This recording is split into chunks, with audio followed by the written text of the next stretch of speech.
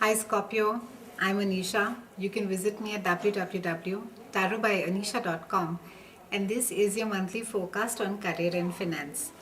Scorpios, there's a lot of focus this month on detailing. Pay a lot of attention to all the nitty gritties, all the documents, all the agreements, contracts that you could be working on, or that you would have recently started working on.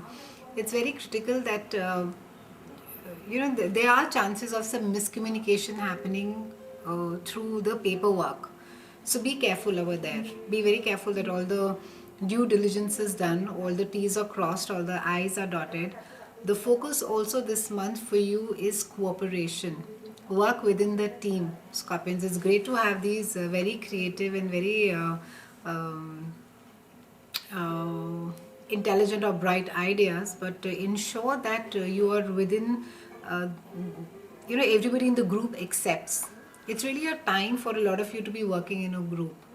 And, while you may be justified in saying or believing or doing things, to what you think is right, but the universe is cautioning you this time that it's really not the time for you to be running alone, Scorpions. It's try and have all the everybody's say into it. uh, if you're that keen to push forward your ideas and then take it forward from there. Also watch your speech mid-month, Scorpion. Some of you could get quite sharp at workplace, so be very careful.